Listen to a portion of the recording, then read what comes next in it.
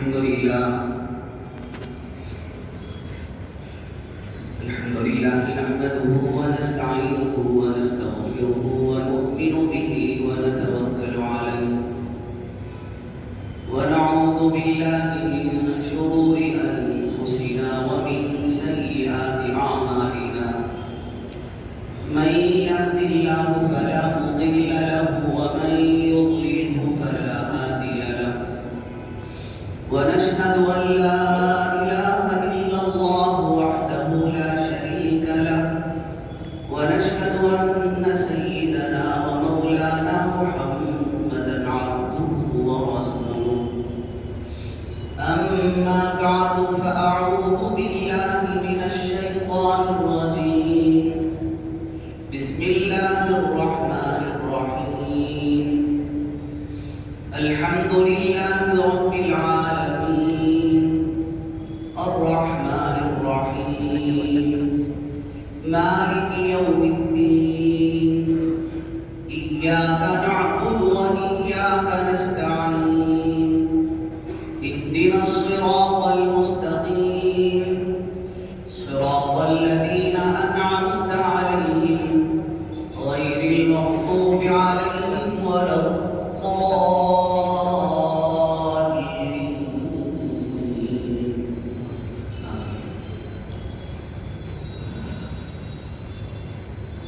سورہ فاتحہ کی 3 آیتیں ہم نے سمجھنے کی کوشش کی تھی. کل 7 آیتیں ہیں. 3 آیتوں میں اللہ کی حمد و ثنا ہے. آخر کی 3 آیتوں میں بندے کے لیے ہدایت کا سامان ہے. درمیان کی یہ آیت سورہ فاتحہ کے لیے مرکزی آیت کی حیثیت رکھتی ہے.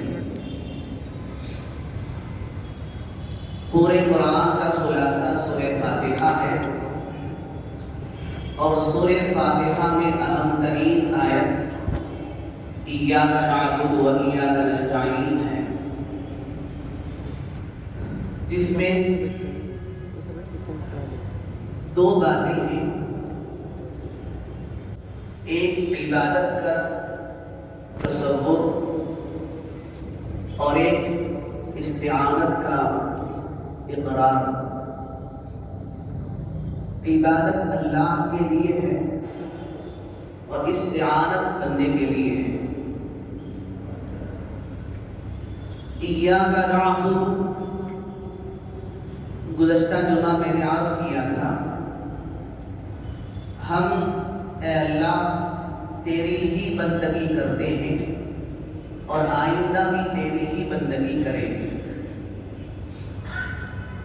عبادت کا معنی ہوتا ہے کسی کی حد درجے تعظیم کرنا اور اس کے سامنے انتہائی ذلت اختیار کرنا. اللہ سب سے زیادہ عظمت والے ہیں، بندہ ان کے سامنے انتہائی عاجزی اور ذلت اختیار کرتا ہے. اسی کا نام عبادت ہے. اسی لیے فرمایا گیا جو اعمال اللہ کے لیے خاص ہیں، عبادت کے لیے مستعمل ہیں، وہ کسی اور کے لیے نہیں کیے جا سکتے. مثلا سجدہ اللہ کے لیے ہے،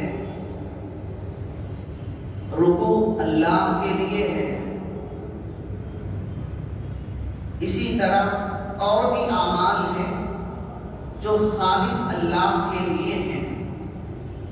تو یہ اعمال کسی اور کے سامنے اختیار نہیں کیے جا سکتے، اس لیے کہ اللہ سب سے زیادہ عظمت والے ہیں اور بندہ انتہائی عاجزی اور ذلت اللہ ہی کے سامنے کر سکتا ہے، کسی اور کے سامنے نہیں کر سکتا. ایاک نعبد، اے اللہ ہم تیری ہی بندگی کرتے ہیں اور آئندہ بھی تیری ہی بندگی کریں گے۔ وَإِيَّاكَ نَسْتَعِينُ، اور اے اللہ ہم تجھ ہی سے مدد مانگتے ہیں اور آئندہ بھی تجھ ہی سے مدد مانگیں گے۔ استعانت اللہ کے سوا کسی اور سے نہیں کی جا سکتی۔ اللہ ہی کارساز ہے، اللہ ہی کاموں کا بنانے والا ہے، حقیقی مالک اللہ ہے، وہی مسبب الاسباب بھی ہے، اسباب کو بنانے والا بھی اللہ ہے۔ تو اللہ ہی کی بندگی کی جائے گی اور اللہ ہی سے مدد مانگی جائے گی، اللہ ہی سے استعانت طلب کی جائے گی۔ یہاں ایک سوال یہ پیدا ہوتا ہے کہ بندے آپس میں ایک دوسرے کا تعاون کرتے ہیں۔ انسان اپنی ضروریات کے لیے دوسروں کا محتاج بنتا ہے۔ مثلا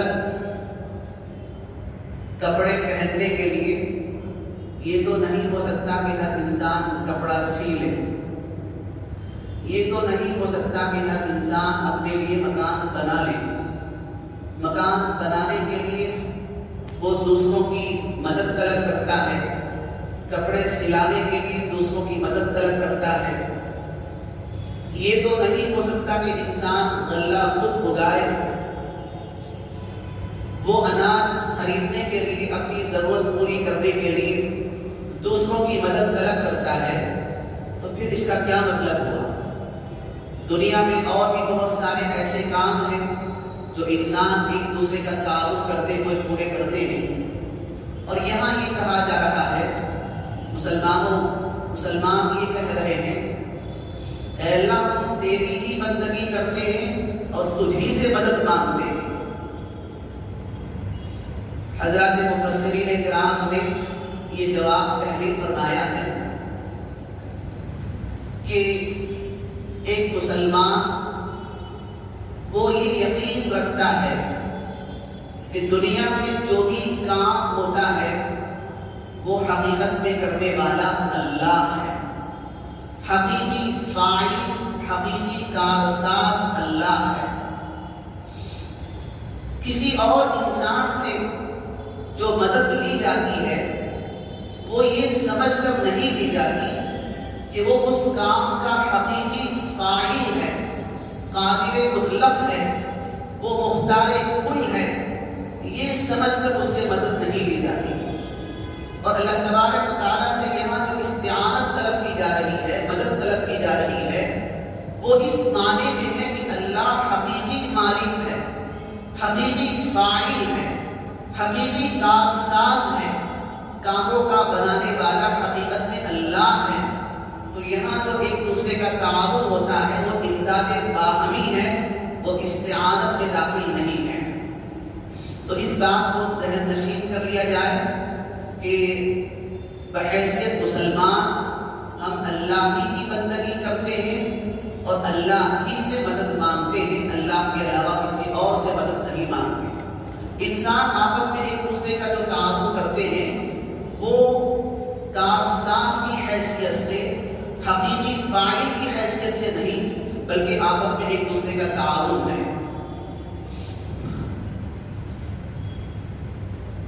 ایاک نعبد و ایاک نستعین، اے اللہ ہم تیری ہی بندگی کرتے ہیں اور تجھی سے مدد مانگتے ہیں۔ نعبد کے فوراً بعد نستعین اللہ تعالیٰ نے ذکر فرمایا کہ بندگی جب تم کر رہے ہو تو یہ نہ سمجھو کہ اس بندگی کے کرنے میں خود مختار ہو، تم نے اپنے بل بوتے پر عبادت کر لی ہے، بلکہ بندگی کرنے میں بھی اللہ کی مدد کے محتاج ہو کہ جب تک اللہ کی توفیق نہیں ملتی، اللہ کی طرف سے ہدایت نہیں ملتی، تم بندگی کو انجام نہیں دے سکتے۔ تو بندگی کرنے کے بعد انسان کے ذہن میں جو غرور کا شائبہ پیدا ہو جاتا ہے، اللہ تعالیٰ اس شائبے کو دور فرما رہے ہیں وَإِيَّاكَ نَسْتَعِينُ، اے اللہ ہم تجھی سے مدد مانگتے ہیں کہ یہ عبادت جو انجام کو پہنچی ہے وہ تیری توفیق سے پہنچی ہے، تیری استعانت سے پہنچی ہے، اس کے بغیر یہ عبادت ہم انجام نہیں دے سکتے تھے۔ استعانت کا جو تصور لوگوں کے ذہنوں میں ہے، اللہ تبارک و تعالیٰ نے کائنات کے نظام کو فرشتوں کے حوالے فرمایا ہے۔ پانی پر کچھ فرشتے مقرر ہیں، ہواؤں پر کچھ فرشتے مقرر ہیں، روزی پہنچانے پر کچھ فرشتے مقرر ہیں، دنیا کا نظام چلانے پر کچھ فرشتے مقرر ہیں۔ لوگوں نے یہ سمجھ لیا کہ اللہ حقیقی مالک ہے، اللہ نے ان فرشتوں کے حوالے یہ کام سپرد فرمائے ہیں، تو یہ فرشتے بھی قدرت رکھتے ہیں اور اختیار رکھتے ہیں، جس بندے کو چاہے فائدہ پہنچائے، جس بندے کو چاہے نقصان پہنچائے۔ اللہ تبارک و تعالیٰ یہاں یہ بتانا چاہتے ہیں کہ میں نے انتظام کے طور پر فرشتوں کو مقرر فرمایا ہے، لیکن وہ مختار کل نہیں ہے، جس کو چاہے فائدہ پہنچائیں، جس کو چاہے نقصان پہنچائیں، وہ اس کا اختیار نہیں رکھتے، اور فرشتے وہی کرتے ہیں جس کا انہیں حکم دیا جاتا ہے۔ لا یعصون اللہ ما امرهم ویفعلون ما یؤمرون۔ فرشتے اللہ کی نافرمانی ذرا برابر نہیں کرتے، وہ وہی کام انجام دیتے ہیں جن کا انہیں حکم دیا جاتا ہے۔ تو حقیقی استعانت اللہ ہی سے ہونی چاہیے، اور جس کسی سے بھی کوئی تعاون ہوتا ہے، انسان یہ سمجھے کہ اس نے مدد نہیں کی ہے، اس نے تعاون نہیں کیا ہے، بلکہ اللہ نے تعاون فرمایا ہے، اللہ حقیقی کارساز ہے۔ جیسے ڈاکٹر کے پاس علاج کیا جاتا ہے، دوائی لی جاتی ہے، اور حکم بھی یہی ہے کہ بیمار ہو جائے تو علاج کرائیں، علاج کی تاکید کی گئی ہے۔ لیکن ایک ایمان والا وہ یہ سمجھتا ہے کہ ڈاکٹر سبب کے درجے میں ہے اور حقیقی شفا دینے والا اللہ ہے۔ اور دنیا میں دیکھیں، ایک ہی طرح کی بیماری، ایک ہی طرح کا مرض تھا، اور ڈاکٹر بھی وہی تھا، اس نے دوا بھی وہی تجویز کی، ایک کو فائدہ ہوا، ایک کو فائدہ نہیں پہنچا۔ تو اس کا مطلب یہ ہے کہ بیماری بھی وہی تھی، ڈاکٹر بھی وہی تھا، اور مرض بھی وہی تھا، دوا بھی وہی تھی، لیکن ایک کو فائدہ پہنچا، ایک کو فائدہ نہیں پہنچا۔ تو یہ اس بات کی علامت ہے کہ اللہ تبارک و تعالیٰ شفا دینے والے ہیں، اور ڈاکٹر سے جو علاج کرایا جا رہا ہے وہ اسباب کے درجے میں کرایا جا رہا ہے، یہ سمجھ کر نہیں کرایا جا رہا ہے کہ وہ حقیقی شفا دینے والا۔ اگر یہ حقیقی شفا دینے والا سمجھ کر کرائیں تو یہ کفر بن جائے گا، شرک بن جائے گا، اور اللہ تبارک و تعالیٰ کفر و شرک سے پاک ہے۔ ایاک نعبد و ایاک نستعین، اے ہمارے رب، ہم آپ ہی کی بندگی کرتے ہیں اور آئندہ بھی آپ ہی کی بندگی کریں گے، اور ہم آپ ہی سے مدد مانگتے ہیں اور آئندہ بھی آپ ہی سے مدد مانگیں گے۔ اس آیت میں بندہ اللہ تعالیٰ سے ایک وعدہ کر رہا ہے، ایک عہد کر رہا ہے، پروردگار میں آپ ہی کا بندہ ہوں اور آپ ہی سے مجھے لینا ہے، میں آپ ہی کی بندگی کرتا ہوں اور آئندہ بھی آپ ہی کی بندگی کروں گا۔ تو گویا ایک طرح کا عہد ہے، ایک طرح کا اقرار ہے جو اللہ تبارک و تعالیٰ سے بندہ کر رہا ہے۔ ایاک نعبد و ایاک نستعین کا ایک ترجمہ یہ بھی ہو سکتا ہے، اے اللہ ہم تیری ہی بندگی کرتے ہیں، اس حال میں کہ تجھ ہی سے مدد مانگتے ہیں۔ تو جملے الگ الگ نہیں بلکہ وہ ایک ہی جملہ بن جاتا ہے۔ واو کو حالیہ سمجھیں، اے اللہ ہم تیری ہی بندگی کرتے ہیں اس حال میں کہ تجھ ہی سے مدد مانگتے ہیں، تیرے علاوہ کسی اور سے مدد نہیں مانگتے۔ تو بزرگان گرامی، یہ قرآن پاک کی اہم ترین سورت کی اہم ترین آیت ہے جو ہر صاحب ایمان کو پڑھتے ہوئے یہ یقین کرنا چاہیے کہ میں اللہ سے عہد کر رہا ہوں اللہ سے قول و قرار کر رہا ہوں کہ بندگی بھی تیری میں کروں گا اور استعانت بھی مجھے تجھی سے مانگنی ہے۔ اللہ تبارک و تعالیٰ کا تصور، اللہ سے کیا جانے والا عہد اور پیمان، اس کو ذہن میں رکھتے ہوئے آدمی عبادت کرے تو انشاءاللہ اس کی عبادت میں نشاط پیدا ہوگی، خوشی پیدا ہوگی، شوق پیدا ہوگا اور دل جمعی پیدا ہوگی۔ اللہ تبارک و تعالیٰ حدیث میں ہے، فرماتے ہیں جب اس آیت پر بندہ پہنچتا ہے، اللہ فرماتے ہیں یہ میرے اور میرے بندے کے درمیان ہے، عبادت میرے لیے ہے، استعانت میرے بندے کے لیے ہے۔ اور حدیث میں فرمایا گیا وَلِعَبْدِي مَا سَأَلَ، میرے بندے کو وہ مل جائے گا جو بندہ مانگ رہا ہے۔ تو اب اللہ فرماتے ہیں بندے تجھے سب سے زیادہ ضرورت جو مانگنے کی ہے وہ ہدایت کو مانگنا ہے، ہدایت طلب کرنی ہے، سیدھا راستہ مانگنا ہے۔ اگر بندے کے حوالے کر دیا جاتا کہ مانگو، جو مانگنا ہے مانگو، تو بندہ مانگنے میں غلطی کر سکتا تھا۔ تو اللہ نے خود سکھایا کہ تجھے یہ چیز مانگنی ہے۔ کیا مانگنا ہے؟ اہدنا الصراط المستقیم، اے اللہ تو ہمیں صراط مستقیم عطا فرما، سیدھا راستہ دکھا، سیدھے راستے پر چلنے کی توفیق عطا فرما۔ اہدنا الصراط المستقیم بندہ مانگتا ہے، جب اللہ تبارک و تعالیٰ اس سے کہتے ہیں کہ ماں میں تیری مانگ کو قبول کرتا ہوں، تو اللہ نے دعا سکھائی کہ تمہیں اس موقع پر ہدایت مانگنی ہے، صراط مستقیم مانگنا ہے۔ اہدنا الصراط المستقیم، ہدایت کسے کہتے ہیں؟ ہدایت کے کئی درجات ہیں۔ ایک درجہ ہدایت کا عام ہے، اس میں انسان بھی داخل ہے، جانور بھی داخل ہے اور نباتات بھی داخل ہیں۔ یہ جو پہلی ہدایت ہے اس کا مطلب یہ ہے کہ اللہ تبارک و تعالیٰ کوئی مطلب علما فرماتے ہیں، کوئی معنی، کوئی مراد دل میں اتار دیتے ہیں۔ جیسے بچہ دنیا میں پیدا ہوا، اللہ نے اسے رونا سکھایا، وہ اپنی تکلیف کے لیے، اپنی تکلیفیں دور کرنے کے لیے روتا ہے، بھوک دور کرنے کے لیے روتا ہے۔ جب بچہ روتا ہے تو ماں باپ سمجھ جاتے ہیں کہ بچے کو کوئی تکلیف ہے، تو اس موقع پر اللہ نے ہدایت فرمائی، اسے رونا سکھایا۔ نباتات ہیں جیسے درخت ہیں، اللہ نے زمین سے پانی لے کر انہیں یہ ہدایت علما فرمائی کہ ان کی شاخیں آسمان کی طرف جائیں، اوپر کی طرف جائیں، وہ پھل لے آئیں، پھول لے آئیں، ان کے اندر ذائقہ پیدا کریں۔ تو اللہ نے نباتات کے اندر بھی ہدایت فرمائی۔ ایک جانور کا بچہ ہوتا ہے جو پیدا ہوتے ہی ماں کے قریب ہو جاتا ہے، گائے کا بچہ چلنے پھرنے کے قابل ہو جاتا ہے، اور ماں کے دل میں اللہ نے یہ مطلب علما فرمایا کہ یہ تیرا بچہ ہے، تیری اولاد ہے، اس کی نگہداشت کرنی ہے۔ انسانوں سے ہٹ کر عام چرند پرند بھی محسوس کرتے ہیں کہ یہ ان کی اولاد ہے۔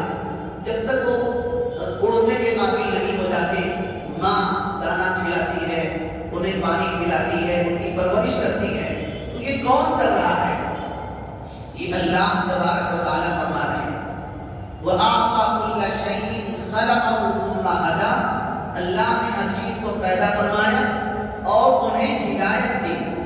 یہاں قرآن پاک کے لفظ استعمال فرمایا گیا ہدایت کا، تو اللہ نے عام ہدایت فرمائی، وہ انسانوں کے اندر بھی ہے، چرند پرند کے اندر بھی ہے، نباتات کے اندر بھی ہے، اور اسی طرح ہر چیز پر آپ غور کرتے چلے جائیے تو آپ کو محسوس ہوگا کہ یہ ہدایت عام ہے اللہ تبارک و تعالیٰ کی۔ تو ہدایت کا ایک معنی یہ ہے کہ اس کا مطلب اللہ دل میں علما فرماتے ہیں اور وہ چیز اس کے اندر پیدا ہوتی ہے۔ ہدایت کا دوسرا درجہ یہ ہے کہ اللہ نے کچھ چیزیں انسانوں کو عطا فرمائی، عام مخلوقات کو عطا فرمائی کہ وہ دیکھ کر محسوس کرتا ہے کہ سامنے کون بیٹھا ہوا ہے، وہ دیکھ کر معلوم کرتا ہے کہ سامنے کیا عمارت بنی ہوئی ہے۔ تو کچھ چیزیں وہ سمجھتا ہے انسان دیکھ کر، کچھ چیزیں سمجھتا ہے وہ سن کر، کچھ چیزیں سمجھتا ہے وہ چکھ کر کہ یہ کڑوا ہے، کسیلا ہے، کھارا ہے، کھٹا ہے۔ کچھ چیزیں انسان سمجھتا ہے چھو کر۔ تو یہ بھی ایک طرح کی ہدایت ہے جو انسانوں کو اور عام جانوروں کو بھی اللہ تبارک و تعالیٰ نے عطا فرمائی کہ ان کے اندر ایسی حصے رکھی گئی جو محسوس کر سکتے ہیں، دیکھ کر سمجھ سکتے ہیں، سن کر سمجھ سکتے ہیں۔ تو ہدایت کا ایک دوسرا درجہ یہ ہوتا ہے۔ ہدایت کا تیسرا درجہ یہ ہے کہ وہ حواس سے معلوم نہیں ہوتا، چھونے سے، دیکھنے سے، سمجھنے سے معلوم، سننے سے معلوم نہیں ہوتا، بلکہ اس کا تعلق عقل سے ہوتا ہے۔ جیسے بہت ساری چیزیں انسان عقل سے محسوس کرتا ہے، جن چیزوں کو ہاتھ سے معلوم نہیں کر سکتا، زبان سے معلوم نہیں کر سکتا، آنکھوں سے دیکھ کر وہ حاصل نہیں ہوتی، کانوں سے سن کر حاصل نہیں ہوتی، تو وہ چیزیں عقل سے حاصل ہوتی ہیں۔ تو اللہ تبارک و تعالیٰ نے عقل کا بھی ایک دائرہ بنایا اور عقل کو ہدایت دی گئی، عقل کی ہدایت کے تابع ہے اور اس کے لیے بھی ہدایت کا لفظ استعمال کیا جاتا ہے۔ پھر عقل میں دو درجے ہیں۔ ایک عام انسانوں کی عقل ہے جو سطحی چیزوں کو سمجھتی ہے، سطحی باتوں کو سمجھتی ہے، اور کچھ عقل مند لوگوں کی، حکماء کی، فلاسفہ کی عقلیں ہیں جو کچھ واقعات کو کسی واقعے سے جوڑتے ہیں اور اس سے نتیجہ نکالتے ہیں، واقعات کو سامنے رکھتے ہیں، حادثات کو سامنے رکھتے ہیں، اس سے کوئی چیز اخذ کرتے ہیں۔ تو یہ حکماء کی عقل ہے۔ یہاں بھی یہ عقل بھی ہدایت کے تابع ہے۔ اور پھر ہدایت کا ایک اور درجہ ہے جہاں عقلوں کا سلسلہ ختم ہو جاتا ہے، عقل اس کا دائرہ ختم ہو جاتا ہے، وہاں ہدایت شروع ہوتی ہے قرآن پاک کی، انبیاء اکرام علیہ السلام کی، وہاں ہدایت شروع ہوتی ہے وحی کی۔ وحی سے معلوم ہوتا ہے کہ جنت ایک جہاں ہے، وحی سے پتہ چلتا ہے جہنم ایک جہاں ہے، وحی سے معلوم ہوتا ہے کہ مرنے کے بعد دوبارہ زندگی ہے، وحی سے پتہ چلتا ہے کہ اللہ کے دربار میں حاضر ہونا ہے۔ تو یہ سلسلہ ہدایت کا جو انبیاء اکرام علیہ السلام سے حاصل ہوتا ہے، حقیقی معنی میں وہی ہدایت ہے۔ تو اللہ تبارک و تعالیٰ فرماتے ہیں میرے بندے تجھے ہدایت طلب کرنی ہے تو مجھ سے ہدایت مانگ اور سیدھا راستہ صراط مستقیم تجھے مانگنا ہے، تجھے سوال کرنا ہے۔ چنانچہ بندہ مانگتا ہے اہدنا الصراط المستقیم، اے اللہ تو ہمیں صراط مستقیم عطا فرما۔ حضرات مفسرین کرام نے یہاں ایک عجیب نقطہ بیان فرمایا ہے۔ اہدنا یہ لفظ جو فعل، فاعل اور مفعول پر مشتمل ہے، جس کا مطلب یہ ہوتا ہے کہ اللہ آپ ہمیں راستہ دکھائیے۔ اہدنا کے بعد اگر الف الا نہ آئے، الا نہ آئے تو اس کا مطلب یہ ہوتا ہے کہ انگلی پکڑ کر چلائیے، سیدھے راستے تک پہنچا دیجیے۔ اور اہدنا کے بعد الا کا لفظ آتا ہے تو مطلب یہ ہوتا ہے کہ آپ اشارہ کر دیجیے، آپ رہنمائی کر دیجیے۔ ہدایت کے یہاں دو معنی نکلتے ہیں۔ ایک معنی یہ نکلتا ہے یہاں سے مثلا کسی کو شیواجی نگر جانا ہے، آپ کھڑے کھڑے اس کو راستہ سمجھاتے ہیں کہ یہاں سے سیدھے جاؤ، گرین نظر آئے گی، وہاں سے نیچے آپ کو کرنا ہے، سیدھے جائیں گے، پھر وہاں سے آپ کو لیفٹ لینا ہے۔ تو یہ بھی ہدایت ہے کہ آپ راستہ بتا رہے ہیں۔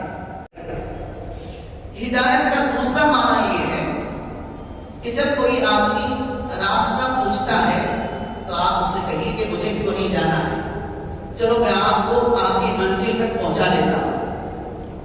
تو اس شخص کو ساتھ لے کر اس کی منزل مقصود تک پہنچا دینا یہ بھی ہدایت ہی ہے۔ تو یہ دو معنی جو میں نے آپ کے سامنے بیان کیے ہیں، اہدنا کے ساتھ اگر الا آتا ہے وَاهْدِنَا إِلَىٰ سَوَاءِ السَّبِيلِ قرآن مجید میں اور جگہ ہے اے اللہ آپ ہمیں سیدھے راستے کی نشاندہی کیجیے. نشاندہی کیجیے مطلب سیدھا راستہ بتا دیجیے. اهدنا الصراط المستقیم کا مطلب ہوتا ہے آپ ہمیں سیدھے راستے تک پہنچا دیجیے.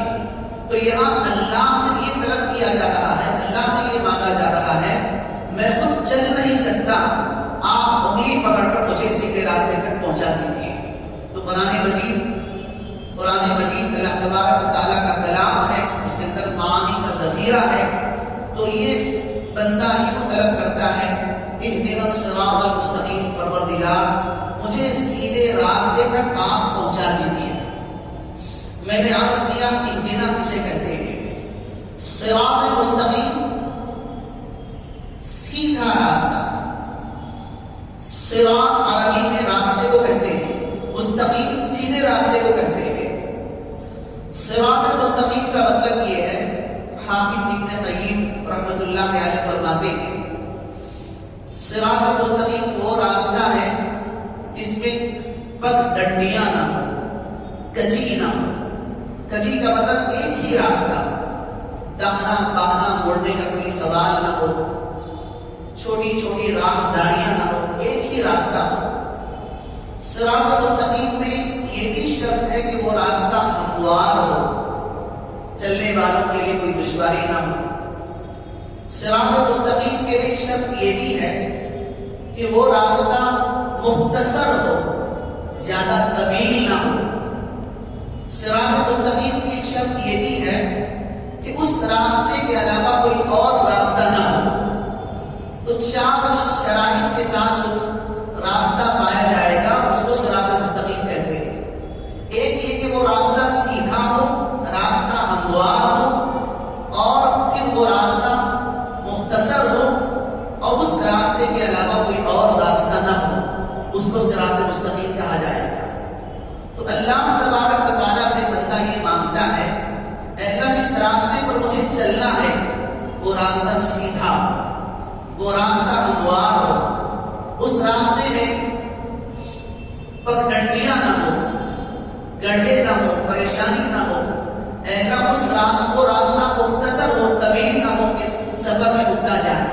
اے اللہ اس راستے کے علاوہ کوئی اور راستہ نہیں ہے تو آپ مجھے اسی راستے پر چلا دیجیے.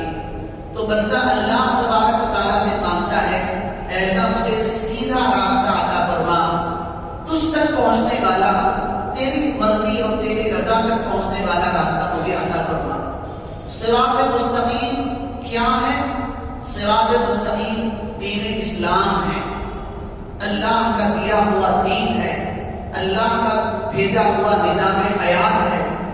اور اللہ نے جو زندگی پسند فرمائی کہ ایک انسان اٹھے کس طرح, کھائے کس طرح, پیے کس طرح, سوئے کس طرح, اسے شادی کس طرح کرنی ہے, گھر کے اندر کس طرح رہنا ہے, کاروبار کس طرح کرنا ہے. تو اللہ نے جو طریقہ بتایا رسول اللہ صلی اللہ علیہ وسلم نے کر کے دکھلایا اور صحابہ کرام نے اس پر عمل کیا, اللہ والوں نے عمل کیا, وہ راستہ صراط مستقیم ہے. تو انسان اللہ سے مانگتا ہے اہدنا الصراط المستقیم, پروردگار آپ مجھے سیدھا راستہ دکھا دیجیے, سیدھے راستے پر چلا دیجیے.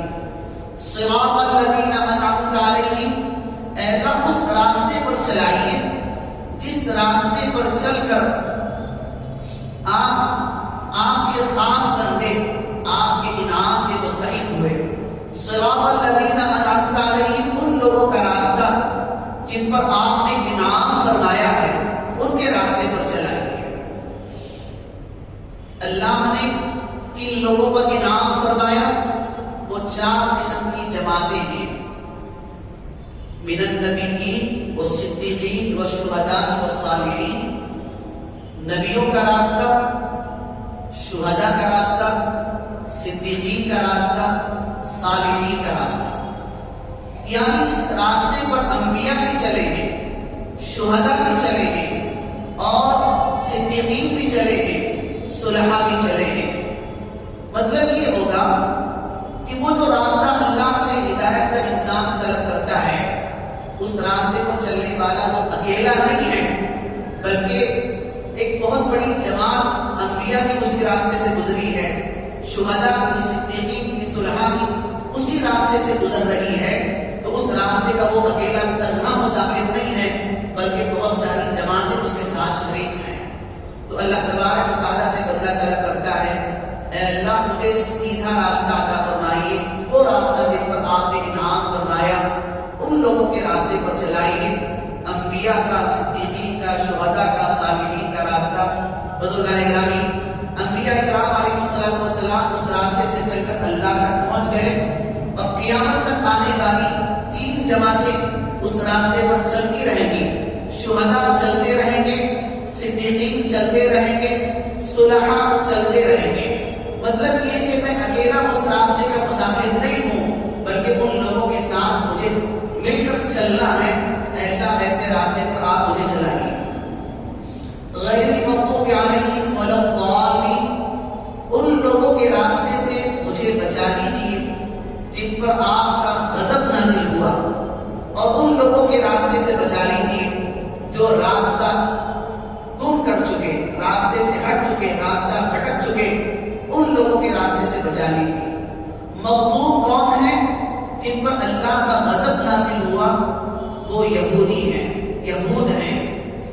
ان کے پاس علم تھا، علم کے باوجود انہوں نے حق کے راستے کو ٹھکرا دیا، سیدھے راستے کو چھوڑ دیا، تو اللہ نے ان پر غضب نازل فرمایا، اپنے غصے کا اظہار فرمایا۔ علم ہونے کے باوجود، صحیح راستہ معلوم ہونے کے باوجود ان لوگوں نے غلط راستے کو چنا، تو یہ عذاب کے بھی مستحق ہوئے اور غضب کے بھی مستحق ہوئے۔ تو اللہ فرماتے ہیں میرے ان بندوں کے راستے پر چلنے سے ہمیں بچا لیجیے، اے اللہ جن پر آپ کا غضب نازل ہوا ہے، یعنی یہودیوں کے راستے سے بچا لیجیے۔ ولا الضالین، اور ان لوگوں کے راستے سے بچا لیجیے جو راستے سے بھٹک چکے، ہٹ چکے، یعنی نصارہ، عیسائی، ان کے پاس علم نہیں تھا، اللہ ایک ہے، انہوں نے غلطی سے اللہ کو 3 بنا لیا، مریم کو بھی خدا بنا لیا، مریم کے بیٹے کو بھی خدا بنا لیا، وہ راستے سے ہٹ چکے۔ یہاں صرف یہ 2 قومیں مراد نہیں ہیں بلکہ ایسی تمام قومیں ہیں جو جانتے بوجھتے ہوئے حق کو قبول نہیں کر رہی ہیں یا غلطی سے صحیح راستے سے ہٹ چکی ہیں۔ جانتے بوجھتے ہوئے حق کو قبول نہ کرنے والی وہ قومیں بھی داخل ہیں، اور غلط راستے پر چلنے والی قومیں بھی داخل ہیں۔ اے اللہ ایسی تمام قوموں سے، ایسی تمام جماعتوں سے ہماری حفاظت فرما جن پر آپ کا غضب نازل ہوا ہے یا جو صحیح راستے سے ہٹ چکے ہیں۔ تو اللہ تبارک تعالیٰ سے بندہ طلب کرتا ہے صراط مستقیم۔ صراط مستقیم 3 چیزوں کا نام ہے۔ وہ جماعت، وہ لوگ جن پر اللہ نے انعام فرمایا، ان کا راستہ۔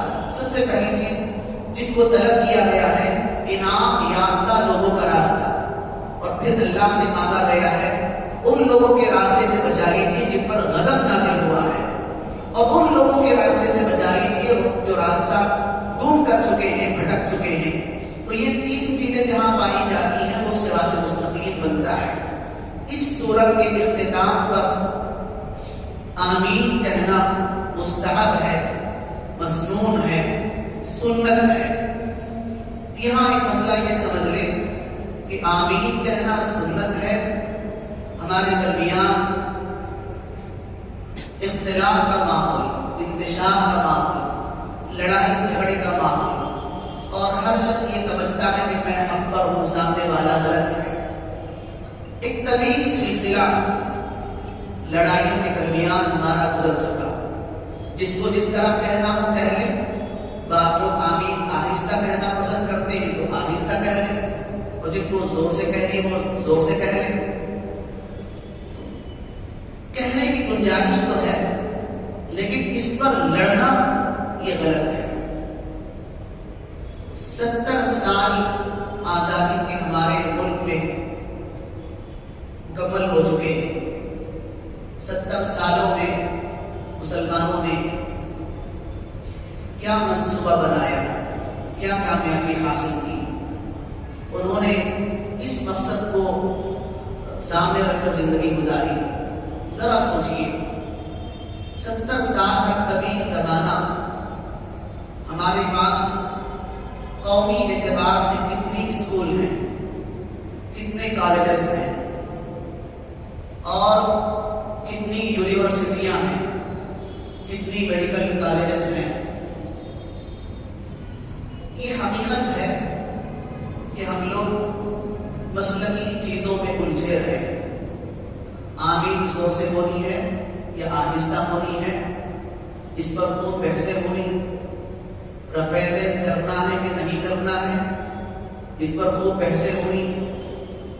مسلمانوں نے ایک طویل زمانہ مسلکی اختلافات میں کھپا دیا.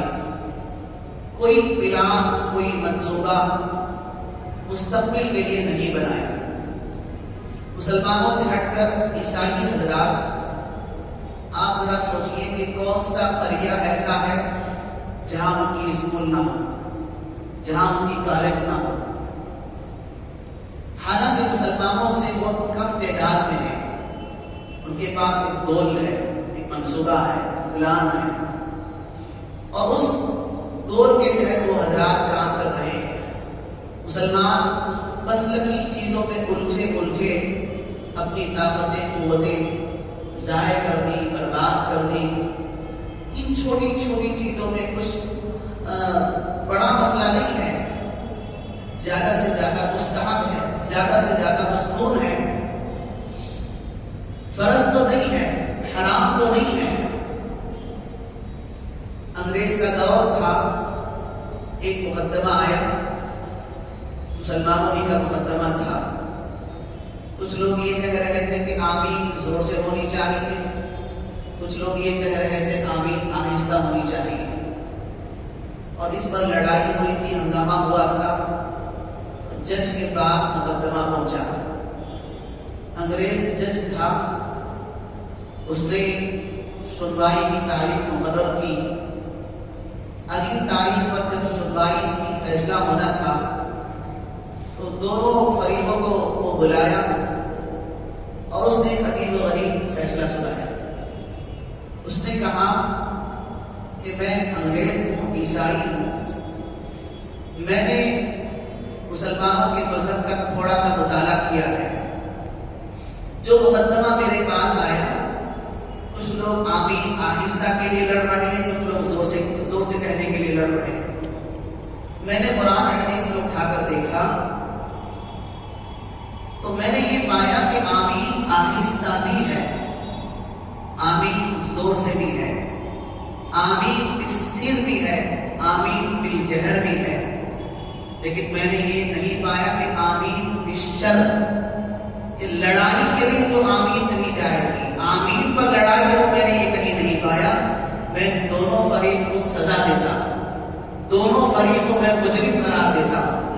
آمین بالسر بھی قرآن حدیث میں ہے، آمین بالجہر بھی قرآن حدیث میں ہے، لیکن آمین بالشر، شر کے لیے آمین نہیں ہے.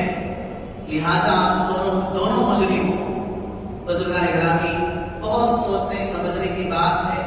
ایک طویل عرصہ 70 سالہ 72 سالہ کوئی معمولی نہیں ہوتا. ہمارے درمیان کوئی ٹھوس منصوبہ نہیں، کوئی ٹھوس پلان نہیں، اور ہماری باتیں بحث کبھی کوئی حادثہ پیش آ جائے تو مسلمان جڑ جاتے ہیں اور کچھ جد و جہد کرنے کی کوشش کرتے ہیں. لیکن ایک منصوبہ بنا کر، ایک گول بنا کر، ایک منزل طے کر کے اس کے لیے جد و جہد کرنا، مستقل محنت کرنا اور مسلمانوں کے مسائل کو حل کرنے کی کوشش کرنا. تعلیم کے لیے کوئی پلان بنائے اور آپسی تجارت کو فروغ دینے کے لیے کوئی پلان بنائے. کوئی واقعہ پیش آ جائے تو کس طرح اس کو حل کرنا چاہیے، اس کے لیے کوئی پلان بنائے. اس طرح ہر فیلڈ میں کام کرنے کی ضرورت ہے. اور علماء کی جماعت ضرور ہوگی. علماء کو دنیا سے بہت کم واقف ہوتے ہیں. علماء سے رابطہ ہمارا اس طرح ہو کہ ہم یہ کام کرنا چاہتے ہیں کہ جائز ہے ناجائز ہے، کرنا چاہیے کہ نہیں کرنا چاہیے، کس طرح کرنا چاہیے. میں تجارت کی فیلڈ میں مسلمانوں کو آگے لے جانا چاہتا ہوں. اس کی ٹیم میں نے بنائی ہے، کس طرح کس ایک ایک ٹیم بنائیں، ایک ایک جماعت بنائیں اور مسلمان سامنے آ کر ایک دوسرے کا تعاون کریں اور اللہ کی رسی کو مضبوطی سے تھامنے کی کوشش کریں۔ چھوٹی چھوٹی باتیں جو اختلاف کی ہیں، انتشار کی ہیں، ان باتوں کو ختم کرنے کی کوشش کریں۔ ایک بات یہ بھی ذہن میں رکھیں، جس حدیث میں جس مسئلے میں اختلاف ہو جاتا ہے اس کے کئی روح پیدا ہو جاتے ہیں۔ کوئی یہ نہیں کہتا کہ نمازیں 5 نہیں 6 فرض ہے، کسی نے نہیں کہا، اور کوئی یہ نہیں کہتا کہ فجر کی 2 ہی رکعتیں فرض نہیں ہے بلکہ 4 رکعت۔ تمام مسلمانوں کے نزدیک 2 ہی رکعتیں فرض ہیں، ظہر کی 4 رکعتیں فرض ہیں، مغرب کی 3 رکعتیں فرض ہیں۔ تو فرائض میں کوئی اختلاف نہیں ہے، سب کا کلمہ ایک ہے، سب کے رسول ایک ہیں، سب کا قبلہ ایک ہے، سب کا روح ایک ہے، اور جو مسلمان اسلام سے خارج ہیں وہ مسلمان نہیں، مسلمانوں کا لیبل لگا لیے ہیں، ان کو تو خارج قرار دیا گیا، جیسے قادیانی ہیں، جیسے آج کے نئے نئے فرقے ہیں، یہ لوگ اسلام سے خارج ہیں۔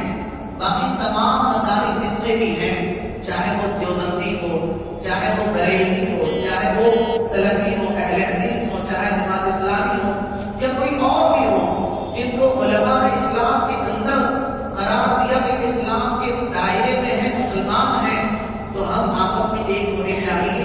ایک ہونے کا مطلب یہ نہیں کہ میں جو سوچتا ہوں وہ سامنے والا بھی وہی سوچے، میں اپنی سوچ کو زبردستی سامنے والے پر تھوپنے کی کوشش کروں گا تو وہیں سے اختلاف پیدا ہوتا ہے۔ تو جس طرح میں کسی مسئلے پر عمل کرتا ہوں، مجھے کھلی اجازت ہے، چھوٹ ہے، میں سمجھتا ہوں کہ میرے پاس دلیل ہے، تو سامنے والے کو بھی موقع دینا چاہیے کہ جب وہ یہ کہتا ہے کہ میرے پاس دلیل ہے، میرے پاس ثبوت ہے، تو اس کو بھی عمل کرنے کی آزادی ہونی چاہیے۔ تو آزادی کا مطلب یہ نہیں ہے کہ ہم ایک ہو کر زندگی گزارنا مشکل ہو جائے گا۔